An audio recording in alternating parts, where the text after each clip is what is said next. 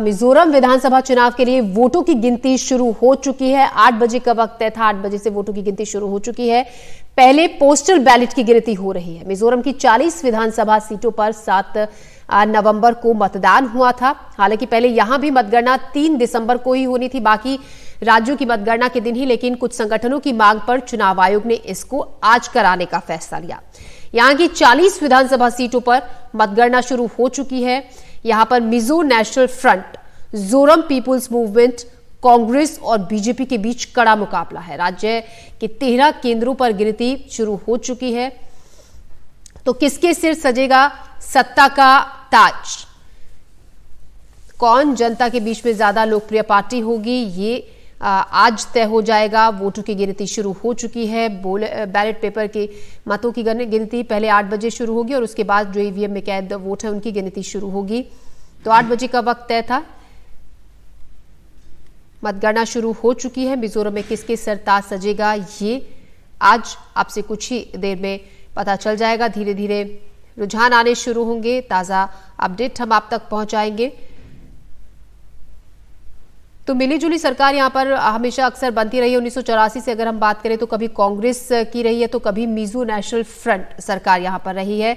लेकिन इस बार देखना काफी अहम होगा कि एमएनएफ के जोरबथांगा अपनी सरकार को बचा पाते हैं, जो अभी मुख्यमंत्री हैं, काफी अहम मुद्दों के साथ वो मैदान में हैं, या फिर जो नई पार्टी लाल दुहुमा के नेतृत्व में बनी नई राजनीतिक पार्टी है जोरम पीपुल्स मूवमेंट, उसको जनता पसंद करती है, उसको जनता सराखों पर बिठाती है। ये देखने वाली बात होगी। तो मिजोरम में किसके सर होगा ताज? जोरबथांगा जो कि शुरू से ही कहते रहे हैं कि अपने दम पर फिर से सरकार बनाएंगे। मतगणना से पहले उन्होंने कहा कि पार्टी एमएनएफ दोबारा से सत्ता में लौटेगी और उसके बाद राज्य की जो वित्तीय स्थिति है उसको सुधार किया जाएगा, जनता की विकास के लिए काम किए जाएंगे। और उन्होंने ये भी कहा कि हम 21 के जादुई आंकड़े को पार करके सरकार बनाने में एक बार फिर से सक्षम होंगे, हमें किसी भी अन्य दल की मदद की जरूरत नहीं पड़ेगी। तो जोरबथांगा जो कि शुरू से ही काफी आश्वस्त है अपनी जीत को लेकर। ये तस्वीरें आप देख रहे हैं मतगणना केंद्रों की, जहां पर तैयारियां पूरी हो चुकी है और मतगणना शुरू हो चुकी है। बैलेट पेपर के वोटों की गिनती शुरू हो चुकी है 8 बजे और उसके बाद इन मतपत्रों की गणना के बाद जो ईवीएम मशीन में वोट हैं उनकी गिनती शुरू होगी।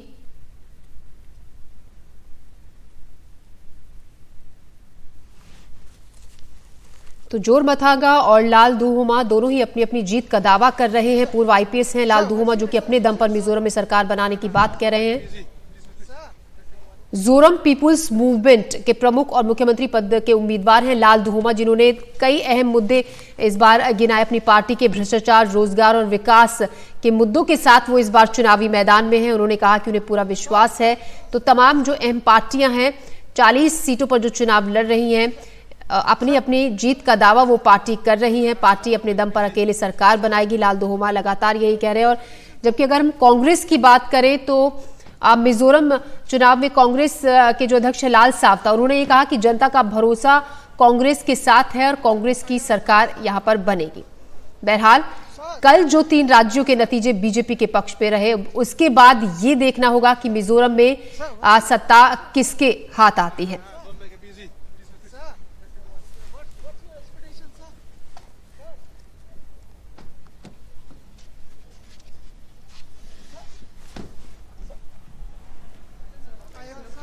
तो अगर हम एमएनएफ, जेडपीएम और कांग्रेस की बात करें तो सभी 40 सीटों पर अपने अपने उम्मीदवार उतारे हैं इन तीनों पार्टियों ने, जबकि बीजेपी ने 23 सीटों पर अपने उम्मीदवार उतारे हैं।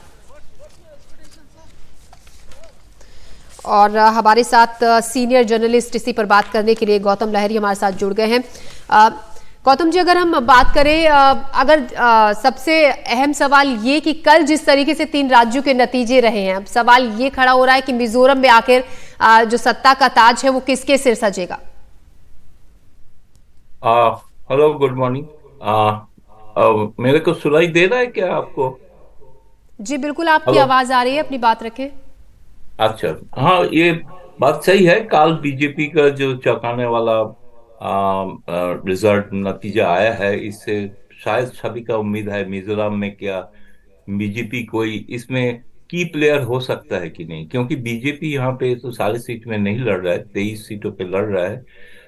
यहाँ पे तीसरा जो एक पार्टी है जो जोराम नाम के जाना जाता है, और वो उसका जो बहुत सारे इस बार उम्मीद है कि शायद वो सबसे बड़े पार्टी के रूप में उभर सकते हैं, तो इसके साथ बाद में कोई गठबंधन बीजेपी के साथ होता कि नहीं, ये देखने वाली चीज है निश्चित तौर पे।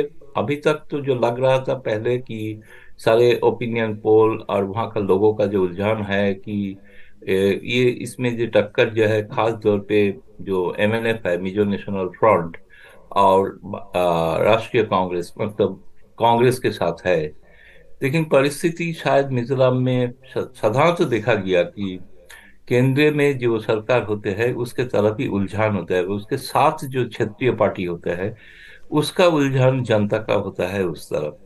तो ये निश्चित तौर पे अभी एक चौंकाने वाला स्थिति होगा, क्योंकि खास तौर पे नॉर्थ ईस्ट के लिए जो भारत सरकार का खास तौर पे प्रधानमंत्री नरेंद्र मोदी का जो एक्ट ईस्ट पॉलिसी है उसके तहत बहुत सारे काम हुआ है, बहुत कनेक्टिविटी बढ़ा है, खास तौर पे पड़ोसी देशों के साथ कनेक्टिविटी बढ़ा है, बहुत सारे आर्थिक स्थिति में सुधार आया है जिसमें बॉर्डर हाट चालू हुआ है।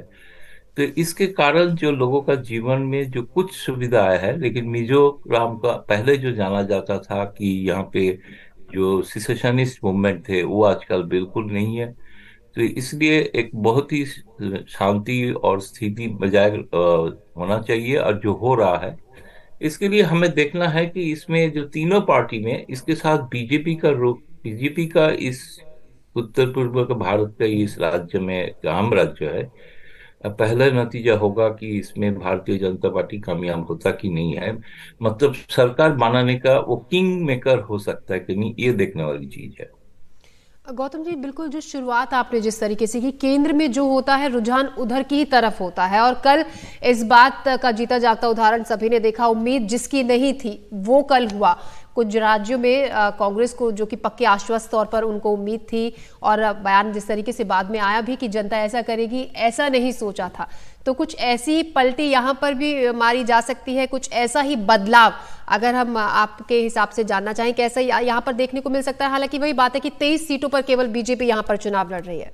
नहीं, बिल्कुल सही, लेकिन मिजोरम के जनता तो उनका जो मत पेटिया के अंदर तो है, लेकिन काल का जो नतीजा है इसका कोई प्रभाव आज पड़ेगा ऐसा तो नहीं है। जो मतदान हो गया है उसी मतदान का रुझान के हिसाब से जो आ, अभी जो जनता का जो रूप, जनता का जो रुझान दिखा गया बाकी खास तौर पे हिंदी राज्य में, उसका उसी तरह से मिजोरम में कोई अंडर करंट बीजेपी के लिए है ही नहीं है। बीजेपी के लिए इतना अंडर करंट होता कि नहीं होता, शायद वहां पे तो बहुत सारे लीडर का दौरा हुआ है, गृह मंत्री खास तौर पे उसके ऊपर नजर रखते हैं। लेकिन बीजेपी पूरा सीट क्यों नहीं उसमें, सभी सीटों में 40 सीटों में क्यों उम्मीदवार खड़ा नहीं किया? शायद बीजेपी को मानना है वहां पे पहले अपना जमीन तय करे, अपना संगठन बढ़ाए, और खास तौर पे ऐसे एक सरकार चाहते हैं। निश्चित तौर पे नहीं चाहते हैं कि भारतीय जनता पार्टी वहां पे कांग्रेस फिर से वापस आए, क्योंकि एक जमाना में कांग्रेस का बहुत अच्छी स्थिति थे मिजोरम में।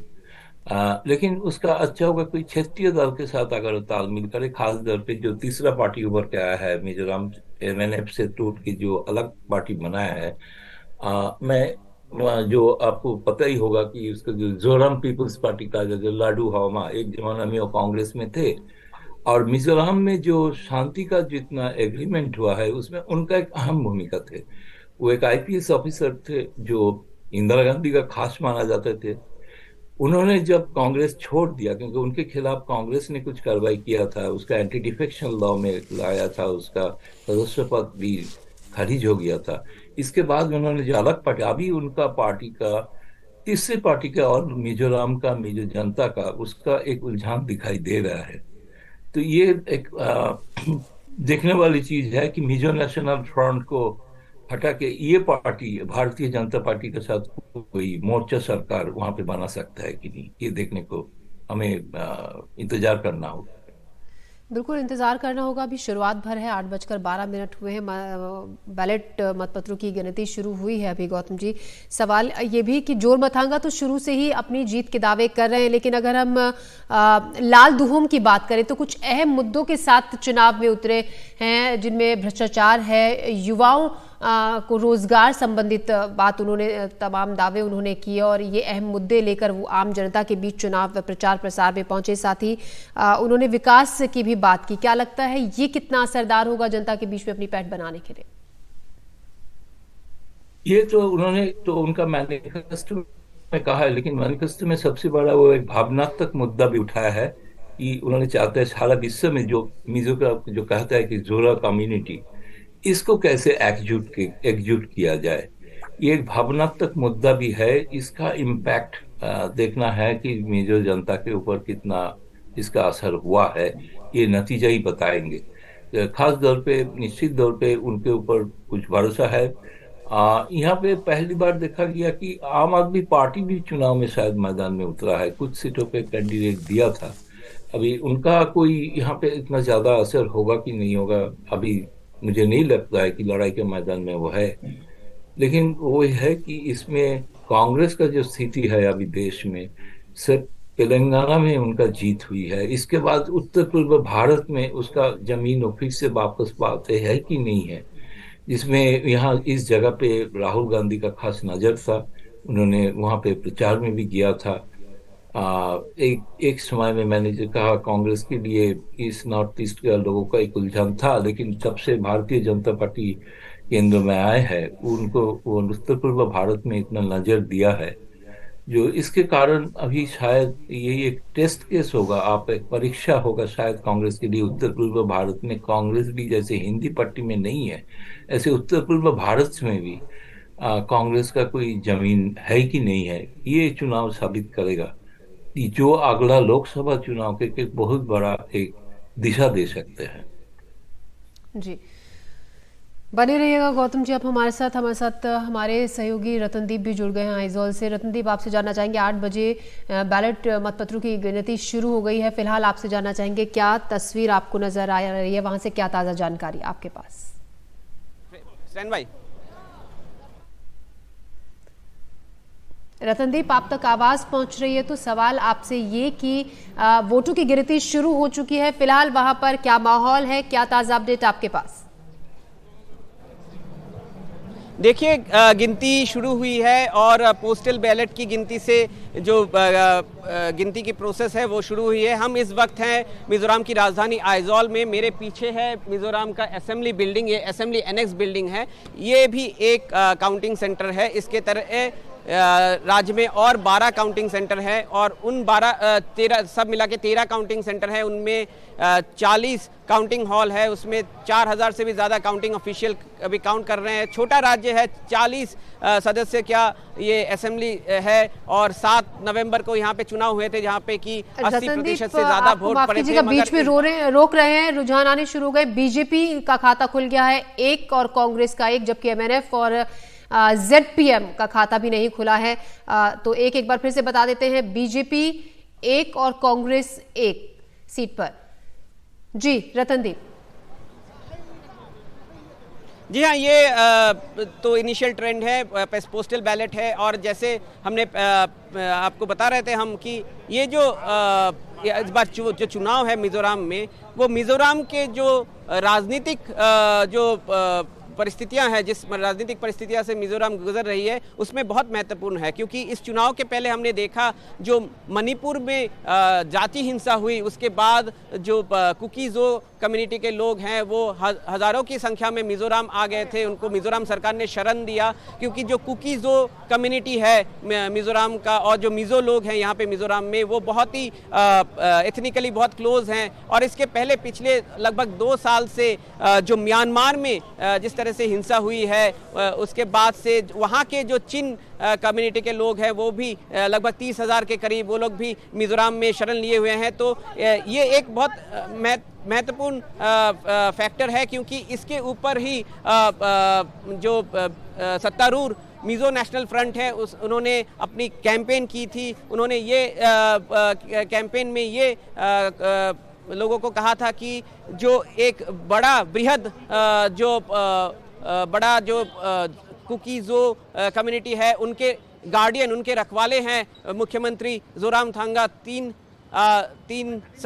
बार वो मुख्यमंत्री हुए हैं मिजोरम के और चौथी बार होने के प्रयास में है उनकी पार्टी, मगर इस बार उनको चुनौती मिली है जोरम्स पीपल मूवमेंट से। जोरम्स पीपल मूवमेंट 2018 में जब चुनाव हुई थी तब वो आए थे पिक्चर में, ये एक जॉइंट प्लेटफॉर्म था तब छोटे छोटे रीजनल पार्टीज का, और इसको अगुवाई करते हैं लालदुओमा जो उनके चीफ मिनिस्टर फेस है। मगर इस बार वो लोग एक रजिस्टर्ड पॉलिटिकल पार्टी के रूप में आए हैं और एक लहर जरूर देखी गई है जोरम पीपल्स मूवमेंट के प्रति। यहाँ पे वो लहर क्या वोट में तब्दील होगा ये तो आने वाले कुछ घंटों में हमें पता चलेगा। मगर अगर जोरम पीपल्स मूवमेंट की बात करें तो जो अर्बन वोटर है, यंग वोटर है, उनका एक रुझान उनके तरफ जरूर दिखने को मिला हमें। हम जब मिजोरम में चुनाव के पहले आए थे और मिजोरम में इस बार जो बड़ी फैक्टर है 18 से 40 साल के बीच जो वोटर हैं वो 62% है और वही डिसाइड करेंगे कौन सरकार बनाएगा। बहुत सारे इश्यूज मिजोरम इलेक्शन में चल रहे थे, मगर मणिपुर का जो स्पिल ओवर इफेक्ट है वो मिजोरम में देखने को मिला और उसके ऊपर बहुत बयानबाजी हुई। मगर इन सब के बीच जो राष्ट्रीय दल है कांग्रेस, एक समय मिजोरम कांग्रेस का गढ़ माना जाता था, वहां पे पिछले चुनाव में सिर्फ 5 सीट जीत पाई। इस बार कांग्रेस कोशिश कर रही है कि 5 सीट को पकड़ के रखे। अगर पकड़ के रख पाती है 4 या 5 सीट तो अगर वहां पे हंग असेंबली होती है, यहाँ पे मिजोरम में अगर कोई भी रीजनल पार्टी को क्लियर मेजॉरिटी नहीं मिलती है तो कांग्रेस एक किंग मेकर के रूप में उभर के आ सकती है। मगर इसके साथ साथ बीजेपी की बात करते हैं। बीजेपी मिजोरम में 2018 के चुनाव में उन्होंने अपना खाता खोला था। ये एक ऐसा इलाका है जहां पे बीजेपी उत्तर पूर्व में, जबकि उत्तर पूर्व के बाकी हिस्सों में बीजेपी ने अपनी खुद की सरकार बनाई या फिर जो रीजनल पार्टीज है उनके साथ सरकार बनाई, मगर मिजोरम में वो ना तो ज्यादा सीट जीत पा रहे हैं ना तो सरकार में आ पा रहे हैं। इसके एक बड़ा कारण ये भी है क्योंकि क्रिश्चियन डोमिनेटेड स्टेट है, तो एक हर्डल है, एक बड़ी एक राजनीतिक हर्डल जो बीजेपी को पार करने की कोशिश करेगी। इस बार बीजेपी का यह दावा है कि वो 3 से 5 सीट जीतेगी। अगर जीत पाती है तो बीजेपी मिजोरम में भी किंग मेकर के रूप में आ सकती है। मगर सबसे जो बड़ी बात यहाँ पे हमें देखने लायक बात रहेगी कि जो सत्तारूढ़ MNF है वो बीजेपी का एलाई है दिल्ली में, मगर मिजोरम में आइजॉल में बीजेपी के साथ नहीं है। तो आगे चल के क्या बीजेपी इस सरकार बनाने में कुछ रोल प्ले कर सकती है कि नहीं, ये भी एक बहुत बड़ी बात रहेगी।